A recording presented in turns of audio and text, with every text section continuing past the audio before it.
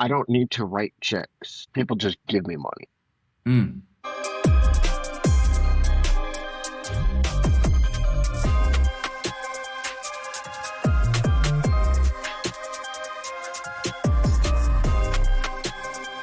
yeah.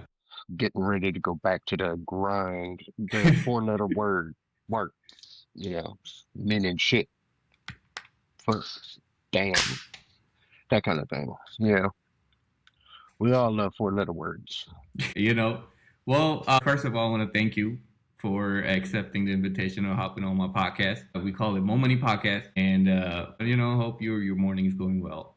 Now, I just want to start and just go straight into that and see where it goes. So, the topic, well, my first simple question will be, what do you think the 1% do with their money? Well, thanks for having me on your podcast. Um, as far as the 1%, what they do with their money, to be honest with you, I think they just buy more stuff. Mm, And like, not like stuff like you and I would buy, we go out, whether it be like trading cards or, groceries, that kind of thing like that. They already have all that all squared away, but like, I think they buy stuff as in like the logistics planning, that's generally what they're gonna buy. So like you look at the 1%, it's like, okay, I have a billion or so dollars. And, folks be mad about like, oh, well, they got these multi-million dollar mansions and whatnot. And it's like, well, to them, the mansions are cheap, right? yeah, Because, like, if you think about it, right, you boil it down, it's like, okay, they got like this $15 million mansion. They're worth $1 billion. You go and shrink that down into like real numbers. They spent 15 cents. They spent 15 cents on $100. They still have $99.85 left over. Like, what's 15 million to them? right. Buying stuff like that don't mean nothing. But like, if I'm going to buy a warehouse and I'm going to buy, inventory to fill that warehouse, at that $100, all of a sudden you just spent 10. Oh, okay. Now you're spending money, right? So like that translation's like, hey, I got $1 billion, but I've just spent, what did that come out to? Like $10 million on like inventory and a facility to store it. Yeah, Okay, that I could that I now like put into play, and I mean all the pieces that go with it, not just the inventory itself or the storage and the taxes and everything like that, but also people to run it and manage it and everything like that, and put it up on the site or set up a marketplace or whatnot for it. It's like, okay, yeah, it's what they're going to spend their money on, or they're going to spend their money on like research to make them more money. Because hey, you know, people in labor at that point, there's an ROI on it.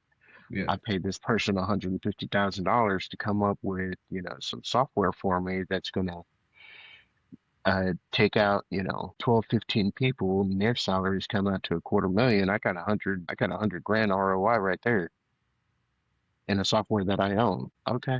Yeah. You know what I mean? Like I think that's what they spend their money on. It's not on like, yeah, they have the trinkets and everything like that. It's how Cartier and, all them stay in business, but they ain't spending it on, I guess you could say they ain't spending it on nothing. They're spending it on something, but it's also something that they ain't trying to own. Right. Yeah. Control it, but don't own it. Yeah. That's what they had, and that's what trusts and LLCs and everything like that is for. That's what S corps are for, and everything like that. Okay, so pay for some R&D, pay for some logistics, pay for some payroll, which, funny enough, is actually the big expenditure is payroll. Yeah. You know, Y- yeah, they're not buying Pokemon trading cards or a mythical Black Lotus Magic the Gathering card. They ain't buying oh, there's this great deal going on over at Best Buy for this sound. How do they care? I think that's what they're spending their money on. They're spending it on things to set up things. Yeah. And and then the rest of the 99%. We spending it on living. We're going over to HEB or to Ralph's or Vaughn's or Kroger or what have you, going over to Costco, getting hooked up with that $10 Costco pizza. Yeah. That's what we're spending our money on, and then we'll throw in a 12 pack of beer, you know, to call it and to call it good and say, hey, I did a good thing this week, Yeah. you know, or 12 bucks on a cigar, and it's like, yeah, I'm in a lap of luxury right now. Yeah, So you think the system is set up like that, keeping the 99% at their level and keeping the 1% at 1%? Because there's always gonna be that differentiation of 1% and the rest of the 99% in every generation, yeah. right? Well, the system, it depends on what system you're talking about. If you're talking about the tech system, no. You're talking about the education system, yes, right? It depends on what system you're talking about, right? Because if you're talking about the taxes, it's called an income tax for a reason. You made an income. Yeah. Rich people don't make incomes. Plain and simple.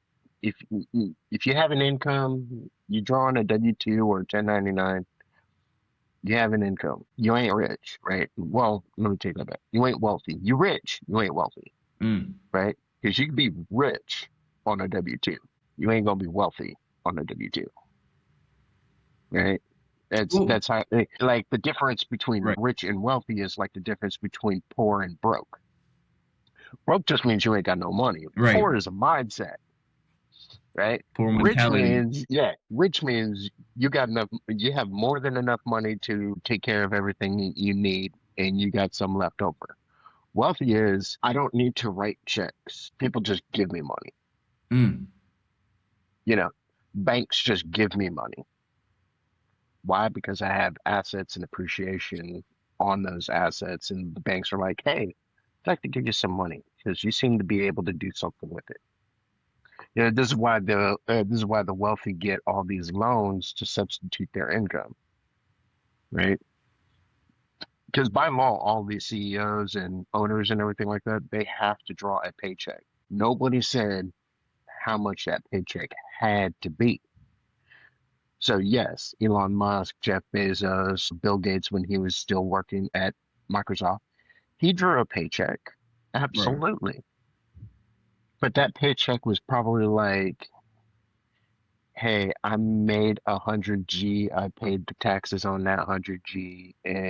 But how are you gonna have like this, $40 million mansion on $100,000 a year? Well, no, I said that's the paycheck that I'm forced to by owning the S corp.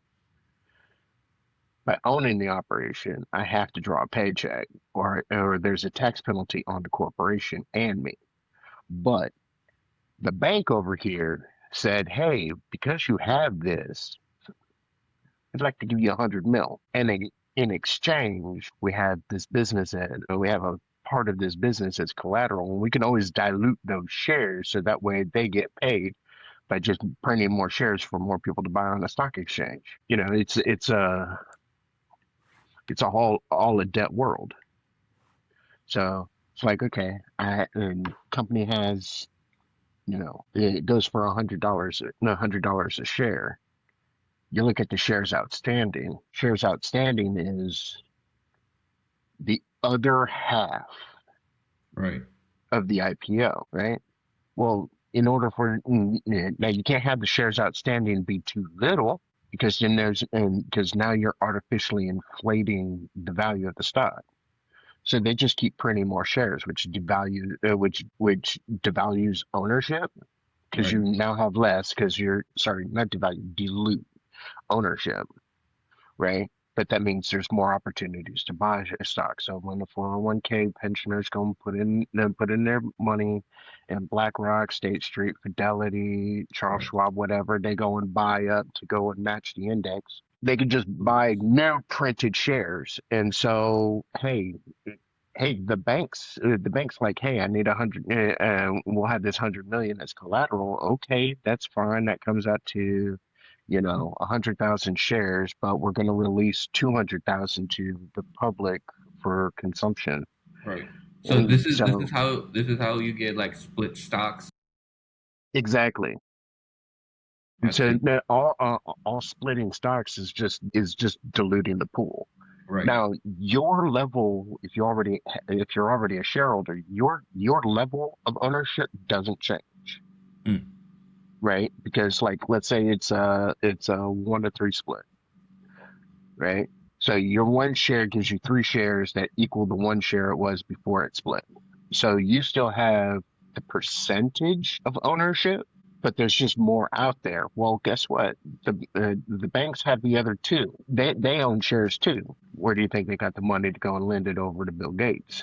So they have those shares, and they can always just sell off those shares to pay the loan. But they already own the shares. So basically, it's not free money, but it's about as quick. It's about as close to it because it's all debt. Right. And you just you're diluting it by inflating the debt away. You're that's getting the paid on the point. debt. That's the secret. There's something called debt, and there's something called good debt. Yeah, and like most of the uber wealthy people, all of their money is in debt. Like, okay, so you owe 100 million. What do you think the bank's going to do if you don't make your payment? You owe the bank 100 million. You honestly think the bank's going to sit there and start putting out like uh, seizure orders on things? No, they're going to take you out to They dinner. coming for you. That's what it is. No, no, they're going to go take you out to dinner. They're going to be like, hey, what's going on here? Hey, how's things going? How's the family? Hey, did you want any more? Now it's the bank's problem. Now the bank has to figure out what to do with the level of ownership that they have as the Right. collateral, Right. because they have those shares too. So, hey, how are you going to make your money back on those shares? Oh, okay, I can just sell them for a profit. There's a hedge fund across the street that's going to buy the shares off of me for a premium. Yeah. Okay, cool. Rich people paying rich people to make rich people more rich. Right. See, that's the circle. Like once you get in it, the possibility is vast. It opens so much opportunities. The only thing is so many filters for the bottom. Yeah, To go up, it's very time consuming. It's gonna take generations to get to yeah, their 1% level, right? And plus you raise a good point. I remember when we were talking the other day, you were like, well, they're always gonna be that 1%. So as you're moving up, they're also moving up. yeah. They Mm, can move down too, right? So what if they didn't have good planning for when they died, right? Like, we'll look at a case in point. right, We'll look at Carnegie and we'll look at Rockefeller. Okay. Well, yeah, you have Rockefeller Center over in New York, but then you also have Carnegie with all of their scholarships and everything. That's what he left, right? That was his estate planning. Whereas, okay, after Carnegie died, he's going to put all this money into a trust that was going to go to advance scholarships and fund education and everything like that. Rockefeller's like, okay, kids, grandkids, great grandkids, don't spend it all in one place. and they ended up did. Well, because they never learned, and they never got to, and they never learned the lessons that he went through in order to get the empire that he did, right? Because they weren't in it. They treated themselves as trust fund babies. So, hey,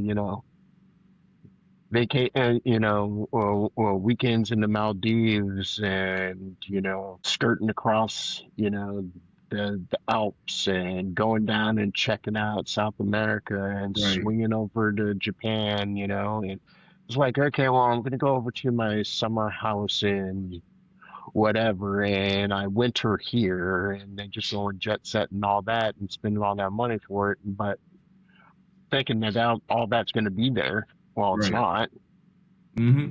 So by like Rockefeller the third, who I believe was our vice president for a moment, that was under the Nixon Ford. nonsense. Like his grandkids ain't got nothing. So is it true that's why a lot of wealthy people put limit to their trust? Like they had their generation have to do a certain task or accomplish something to release a certain amount of funds to them, and then that's how it goes. Probably. Or it could be like, hey kids, yeah, I built this. You ain't getting jack. Go build Dang. your own. You know? And that's a very real thing for a lot of for some wealthy individuals. Like, hey, you want to learn how to build this? I'll teach you. Outside of that, you ain't getting nothing. This is all going to something else. Because, like, I remember I was watching a documentary about like rich people, Right. and they were also comparing, conversations that like the Carnegies and the Rockefellers and the Fords and everything like that that they had. Um, and their worry is they understand that the level of money that they have is obscene, that it's tacky, it's gross. Its problem with money is it likes itself and it likes to move. You can't sit still for nothing.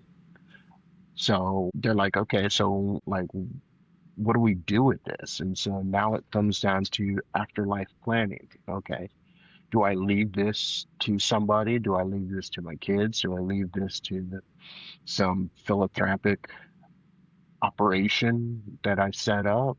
Do I leave this to? And it's like, hey, screw it. I have this big pile of money. Hey, government, after I die, come and take it. Yeah. Because that's where it goes anyways. So it comes down to like, okay, I know I have an obscene level of wealth and money and prosperity and whatnot. And the burden is now, what do I do with it after I go? So with that being said, do you think does money bring happiness? It buys opportunities. Yes. That's Buys that's what I've been opportunities. talking about. When you have money, you have more options, right? You have more Yeah. options when you have money. It doesn't like well, it will make you happy by picking the right option, right? Because you have multiple now. But money itself doesn't make you happy. As long as you have the basics covered, everything else is optional, right? Because there are people who are horribly depressed, borderline suicidal, with ungodly amounts of money. And you have folks that they're struggling to make the rent, but they're Mm. happy as a clam, right? Why? Well, are they just built different? Well, yes, but built different in what's valuable. There are a lot of rich folks that are rich because of the game. They're in it for the game. They're like, well, I mean, this is nothing more than a JRPG for me. I can just keep stacking up, not spend anything, and just keep stacking up. And so that way, at the end of the game, I could just, buy everything, and they Right. just go out there and grind. As long as you're grinding, you're good. It's like, oh well, I got this money. Okay, yeah, but there's more out there. It's like Pokemon. You gotta catch them all. Yeah. Man, I was doing my research too, and then I came across this thing that some people you have to reach a certain level of wealth to get access to a certain investment firms and private bankings, which regular people don't have access to that. I guess that's another filter or to keep you where you at and not let you pass through. Well, you're gonna have that. I mean, you're gonna have that filter. It's like, okay, well, you have to demonstrate that you're able to make it to the next level. Right? You have to give me proof that you're good enough at this to keep going, and we're going to help you keep going because it's in our best interest for you to keep going. But you have to at least demonstrate that you can, right? Okay. True. Do you have do, do you have a nine-figure business? No, I only have an eight-figure business. Okay, well, there's more opportunities if you had a nine-figure business, but we can't give you those opportunities because you haven't demonstrated that you can handle a nine-figure business, Yeah. right? It's like because for the bank, they have to have an ROI on it as well, and their ROI on helping folks out who only make, $60,000 a year, it's not going to be the same ROI that they're going to get from somebody who makes 60,000 a month, Right. right? So I'm not going to give you those investment opportunities or those plannings or anything like that. You haven't demonstrated to me that you can give me the ROI that I need investing in you. Man, nine-figure business. We work for one. I know, but it's a crazy number. Uh-huh. Uh-huh. Absolutely. And then you have, businesses valued in the trillions. Yeah. So That's another part. Who value those businesses and say that okay, this entity over here worth this much $1 billion? yeah. Okay. You know, Nvidia. Just looked it up. 4.5 trillion. that's dang. Just for Nvidia. Right. Let's see here. X is X, valued at Tesla, 44 billion. 44 billion. That's crazy. Yeah. But then we have Apple Oh, $1 trillion, at definitely. at at, at 4 trillion. Yeah. I remember. I Right. remember. I believe I was in high school when Apple reached $1 trillion in value, and everybody was hyped about it. The first American company reached $1 trillion Yeah. Now it's valuation. 4 times that. It's currently 4 times that right now. It was a race who was going to be first, Microsoft or Apple, who was going to be the who's going to be the first $1 trillion company, Yeah. right? Microsoft trailed slowly behind by like a week later. Microsoft is worth 2.98 trillion. Like this is ungodly amounts of money. You can't spend it all. I can try, Right. give me the opportunity to try, but you ain't going to do it. Yeah. This is like generation, nations money. You could buy a whole world with that. Well, just think of it like, okay, so Apple's at four, Nvidia was at 4.5, right? Right. Revenue for the US for last year. Okay, taxes brought in for the federal government this past year brought in 4.9 trillion. Okay, Nvidia is 4.51. So the federal government made 400 million more dollars last year than Nvidia's entire worth. Yeah. I mean, government's always gonna be big. Well, yeah, You know. but they tax everything, Right. like literally Yeah. every Income tax, sales tax, gain tax, profit tax, whatever you name it, import export import, taxes, export. and they tax everything. We have an entire bureau for all of the stuff that founded this nation, Yeah, the ATF. Seriously, this nation was founded on guns, bows, and firearms. These are the three biggest things produced in America when it was founded. Now we have a bureau that regulates it, right? So like, yeah, I mean, the government's always going to be more, and they're in charge of the currency. true, true, true. That was always like one of those things. That was always like one of those things. I remember having a debate with my economics professor about it. You know what? It's a good point that you brought up. I actually want to also ask you a question. What do you think about this silver is going up surprisingly within a year? It's just it's just doing so well. Yeah, I don't know what's going on about that. I mean, I just now looked at it. It's 77.53. Like, Yeah, a couple of days ago when I was watching it, it closed at 120. yeah. And it's like, why? What happened here? Right? Silver nominal high set January 29th, 121.67. Like, silver's an industrial metal. Like, I'm trying to figure out like why silver would be worth so much, because like I said, it's an industrial metal. I mean, Right. unless there's a shortage of silver or manufacturers just decided not to use silver and now you have a surplus, like that don't it Well, makes sense as like a currency, standard, but it doesn't make sense in terms of like how it is today because nobody has got anything valued that's pegged to it. Right. Um. So so when the dollar goes up, the silver goes down, or does the silver goes up with it? No, dollar does its own thing Okay.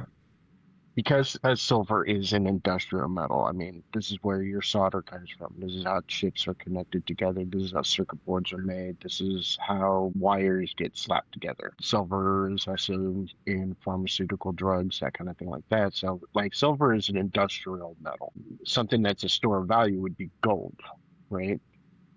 So that dollar value can dilute and gold remain the same. And so it looks like gold becomes more valuable because it requires more dollars. Gold is stable. It's so gold here and it does this bit. So like Right. gold, dollar, dollar, and there's less dollars, gold goes down.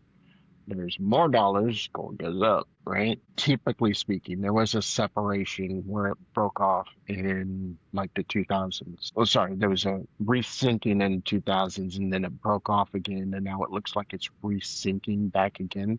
Right. So, like, well, if you had bought this gold back in like the 70s at that rate, that's what it would have bought Mm. back in the 70s. You're paying the price today, it would be equivalent. Right? That's where the equivalency is. But dollar just keeps getting devalued anyways, so it really So doesn't you think matter. it'll be smart right now to invest in silver? And let's say someone wants to, buy a Probably for little, trade. yeah, a little bit of silver, and then hold it for next 5 years, and then trade those silver for gold. But that's only if you can trade up. That's only if Yeah. silver keeps climbing, right? Like that's like I said, I would probably purchase silver on a trade. So like this thing is not going to be in my inventory longer, man. Before this thing will not be in my inventory after Friday. Gold, on the other hand, it just sticks around with you for the rest of your life. Mm. You never saw. I mean, silver also goes up if you look at like 10-year trend. Yes, there's ups and downs, but the average value goes up from what was silver was worth 10 years back. Yeah, because like, well, yeah, there's an upward trend. I'm trying to figure out like why in the last quarter of 25, last two quarters of 25, it just decided to like hockey stick. Because like if you look at it from a 10-year trend, yeah, like 1380 an ounce, I remember that. Yeah, 1380 an ounce, and it's currently now 70 78. So like, hey, that's a good return on investment over 10 years. that's very good. You'd think so, but if you had bought the Dow Jones over that same year for the same amount of money, you would have gotten more. Yeah, You yeah. know what I mean? So it's like that's why I say like I know a lot of reasons why people buy silver is more of a alternative currency when currency no longer is a thing. Mm-hmm. So like if the dollar just explodes and nobody's taking dollars, okay, well you have currency. People will trade for actual silver because it's a hard currency. It's a metal. You know, you can sell people on like, okay, yeah, you won't take this, 500 million US dollars for that loaf of bread, but will you take this small little silver piece? Right. Absolutely, I'll take the silver piece. This is what I mean. So I know a lot of people who think that, the world will come to an end buys a bunch of silver for that purpose, but silver is okay. Well, what's the industrial market going to be like? This is why palladium like flew off the map.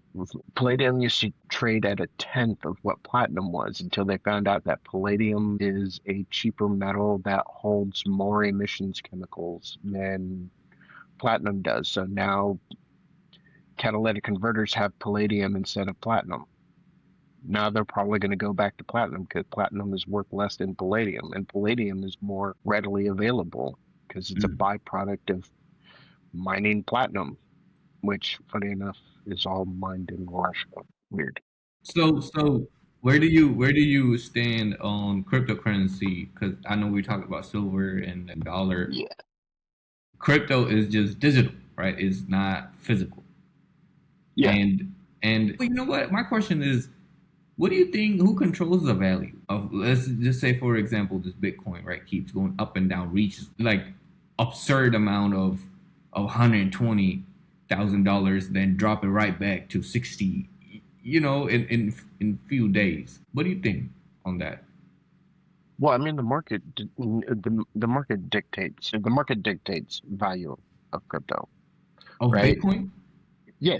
But like the market's going to dictate the price for that because there's only so much of it. So now you have a traditional supply and demand curve, right? There's less supply, therefore the demand goes up, and in order to pay for that little supply, you have to pay more. Right. So now the valuation goes up.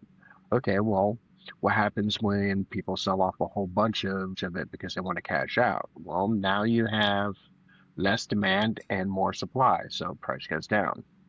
So the market actually controls it. But if you want to look at like who's going to be the biggest leverage point, it's going to be whoever has the most that sells it all, Yeah. So right? So if where like, is yeah, so where like is Bitcoin trading? Like who's you accepting or receiving sending Bitcoins as a currency? nobody, it's not a currency, right? It's not a government-backed currency. It's for the people, I guess you could say. It's for the people. There are businesses that do accept Bitcoin as a form of currency, but those businesses are going to trade that currency into fiat, which is US dollars, Yeah. right? So they're like, okay, well, I'll accept your, 22 Satoshi, which is like 0.22 Bitcoin, right? We'll accept that, and then hopefully it goes up, and then I'll just flip that for that value. So it could be like, okay, I'll set that for your $20 payment, and if it goes up, I'll sell it for $22. Hey, $2 gain, yay! I get it off my books, and I made a small profit in the meantime. Cool. And then someone else will buy it. Very few. I think Michael Saylor is the biggest one who has it like part of his corporate company's portfolio. So he's got like a bunch of Bitcoin and he plans on never selling it, but we don't know because unless we go and bother to try to Yeah. translate the ledger, which is publicly available. That's also one of the things that's kind of weird about Bitcoin. It's probably one of the things that not a lot of people so a lot of people that love this idea, but a lot of people don't like this idea because they don't know how anonymous it is the public ledger, the blockchain itself, right? Because the blockchain is available for the public. Everybody, you can see who owns Bitcoin. Right. Okay, now granted, you have a wallet number, but it comes down to translating who that wallet belongs to. But you can see every single transaction that one Bitcoin or one Satoshi goes through in since it was created. So it could have changed like 10,000 different hands just in normal trading. But you And can you're see going to all of that see, you could see history. the entire history.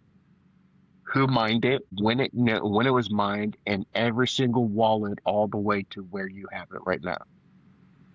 Okay. Now it comes down to, and this is where the anonymity part comes in. It's like, okay, everything's, yeah, it's a public ledger, but it's all down to Right. a wallet number. Okay. Can you find out who owns said wallet? Easy. Right. You have purchased a wallet somewhere. If you use your credit card, there you go. You locked in. Okay. So So now you can find people on the blockchain. Well, now it's not that, now it's not all that secure, right? So yeah. like because it really comes down to, or it really comes down to this, right? US dollar, Yep. and $10, right? Mm-hmm. And in the fine print down here, it says, for this note is legal tender for all debts, public and private, which means you don't know where it came from. I know who, and now that $10, I know where I got it from, but I don't know where they got it from. And that person who gave it to them, they don't know where they got it from. Wouldn't So that it's, be would that be the printing machine, the banks at the end? yeah, Someone but borrowed the loan. the Federal Reserve, the Treasury goes and makes the prints the bills, goes over to the Federal Reserve. The Federal Reserve goes and distributes it to all the banks. All the banks go and distribute it out to whoever, vendors, businesses, whatnot, that kind of thing like that. There's no traceable track. Right. We know where it started from. We Yeah. know where it is, but everything in between is You all a don't know. mystery. Yeah. Exactly. But with Bitcoin, because it's on the blockchain, you know every transaction that thing did. I mean, you can also say about the digital currency too, like your credit cards, your debit cards that you use. You banks can track it, share your Yeah. information. And not only that, they can block you. They can block you. Yeah, there you go. Yeah. That's a It's scary like part. that's the part that is most concerning. It's like, okay, I go and use my debit card and, Chase or Bank of America, Wells Fargo, whoever bank I had, USAA, whatever, and says, no, we don't we don't allow transactions to that vendor. Mm, Okay, well now I'm at the cash register and be like, huh? Or, you go and use your credit card and, Capital One's all like, yeah, no, not for that purchase. If you had bought something else, it would have been fine, but not for that purchase. right. We don't like that. We're gonna decline your card. What? Like that don't make sense. Hey, it's our money. Oh, okay. Well, with the debit card, it's even more of a thing. It's like, oh no, it's I know it says it's your money and it's your money in your account, but we just don't feel that's the correct purchase for you. Yeah. That's the problem. That's the thing that scares. That's the thing that scares everybody, especially since it's all digital. They can just block it. If you have cash on hand, do you accept the Man, you cash? heard stories. They over here blocking motherfuckers' accounts. You Yeah. do something stupid, there you go. Whole accounts. No matter how many accounts you had getting blocked, you've been tracked. Everything. I mean, there are wealthy people who can't even get an account. Yeah. You know, you were part of that. You were part of that private equity firm. Yeah, no, no, Like the most we fresh don't like you. example, most fresh example we have is Kanye. Remember when he started saying stuff? Nike dropped him. He couldn't Yeah, open an account. Well, was that Chase Bank or something like that? yeah, Told him to like take his money, or are we gonna seize your account? yeah, and just get debanked. Because technically speaking, legally speaking, you are not, there is no provision in federal law that guarantees that one can have an account. Yeah. Because a bank is a private business. Whether they want to do business with you or not is up to them. So, you don't have to have an account. Right. You're not legally obligated. Now, there was a worry with the Fed using digital currency, where, yeah, it guarantees that everybody can have an account, Mm-hmm. which is perfectly fine. Everybody can now have a bank account. And not only that, the Fed is going to ensure that you have a bank account. Okay, what's the catch? Well, you could be using digital currency. Now it comes down to lawmakers and what the bank thinks is a good idea of how you spend your money. Exactly. Control, control, control. Control. Control's always on the books. Right. I want to ask you another question. This is like aside from this Mhm. topic we had. Where do you stand on prenups of couple about to get married, and let's say one of the spouse or a future spouse own assets, or they're wealthy or rich, Mhm. however you want to call it, and they propose a prenup. Is it Well, fair? Is it fair for Is it more like, does it comes down to the trust where, because they always, the other partner can come out and say like, well, you don't trust me, why you Yeah, want a yeah, prenup? You know what I'm talking yeah. about. Well, I'm sort of kind of like on two minds of it. Mm, Okay, um, because you going down the aisle, and the preacher is going to tell you that one on one, you and you are going to be one. You're starting a marriage, not a limited liability partnership, right?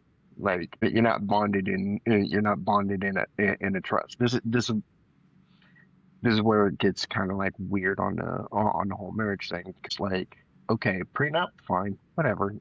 Hey, that's something you guys could argue about in tort court. That's what they're for. That's what they're there for. So governmentally speaking, you want to be a partnership. Go ahead, like whatever, spiritually or religiously or faithfully speaking, that kind of thing like that. That's a whole different thing. This right. is how come it's like civil unions make more sense as opposed to marriages. Because marriages is done within the faith. Civil unions are a government vehicle. But as far as like, having a if that partner did anything to further generate your asset, prenup's probably a bad idea because you now got rid of somebody. You're now tying the hands of somebody who helped you Right. get the assets that you now want to like block off. Yeah. So it really does come down to each individual situations. Prenup as a whole, that could be an option, but Do you think, I wouldn't say that I would eliminate prenups as an right? option, but I also wouldn't say that, yeah, the wisest idea is going to be have a prenup because it really comes down to who are you and who are they? And if you haven't figured that out, then probably you haven't figured out whether or not you need a prenup or not because you still don't know one another. Right. Well, we live nowadays, as we live in a society of 50-50 inequality. Yeah, yeah, I know. None of that So makes sense. yeah, so exactly. So when it comes to that, do you think every couple or a future couple before they get married should be getting a prenup, regardless of whatever their wealth is, or are they gonna build it after?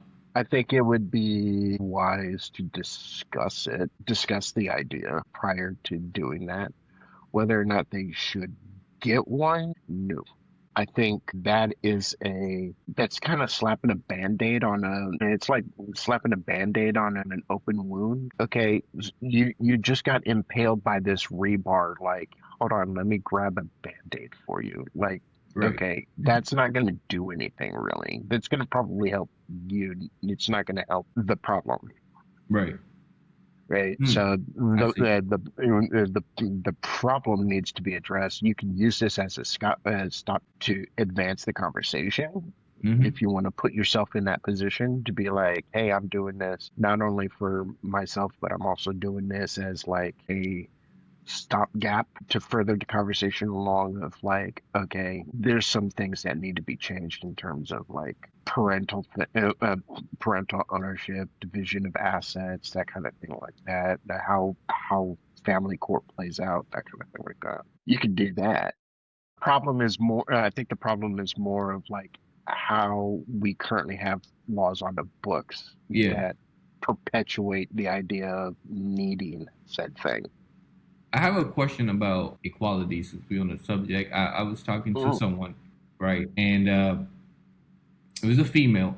She told me that she make more than her husband, right? And who should, well, in that scenario, if that comes out and they had to split the bill 50-50, do you think it's fair to for whoever making more money to put in more towards the bills, towards the rent, or do you think it still should be 50-50 regardless of who's making more or who's? Well, that depends. It's really going to depend on whether or not they both have a ring, right?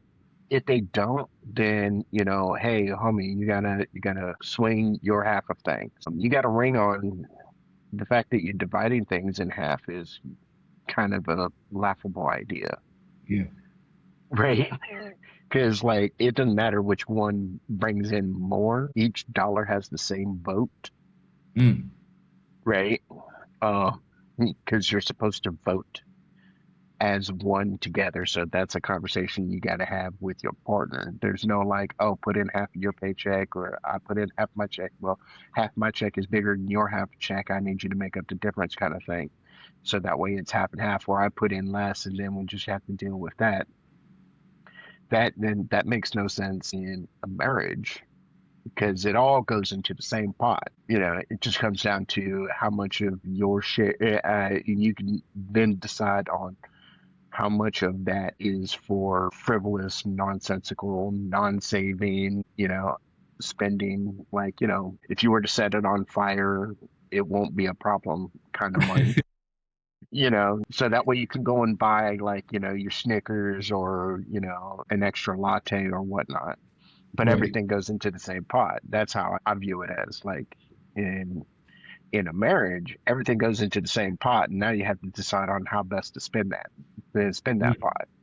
But if you're just in a relationship, now it comes down to, okay, 50-50. Okay, well, how we're going to divide up the bills in that way it's equitable, I guess. Oh, I pay the rent, you pay all the other bills, or like, hey, I put 200 towards this and 100 towards that, and then the rest goes over to these other things.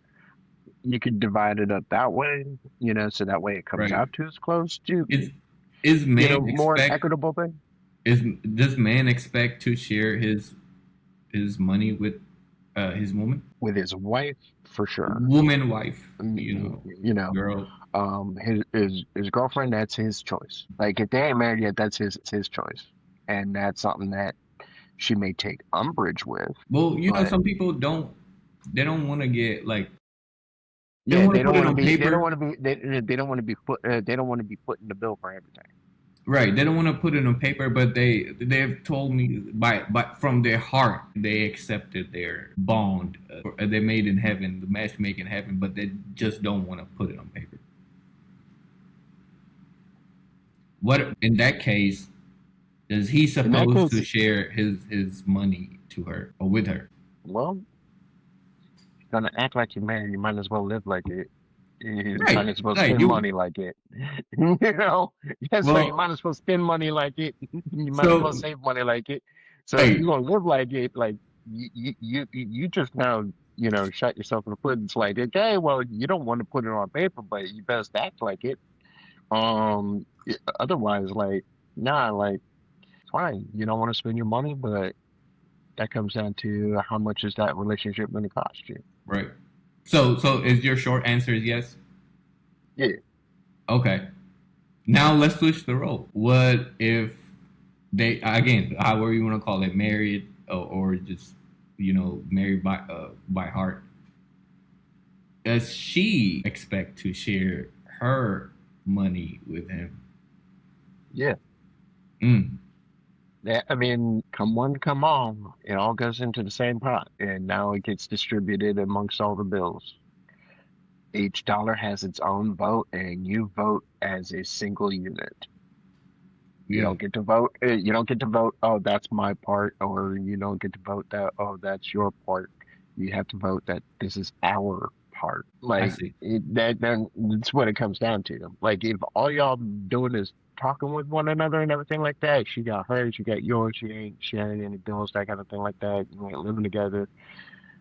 You do you, boo. But if you're living together and you under the same roof, like it's no longer your money, her money, it's their money, like our money. So now we Right. all have to, so we both have to vote on the same thing. That them's the breaks. So you can now compete on how much of a pay raise or a pay cut you want to take in order to make that fair if you want. Or you could just be like, okay, everything goes in a pot and we decide together where that Right. money is going to. I think the latter is better than the former because, like, do you really want to compete with your spouse over who makes more and why? Right. Just to just to be fair. Well, fair is if it's all in the same pot and you decide it together. But We live in a social media era, right? Yeah, I've seen hypocrisy all around. So they, it's rampant. I know.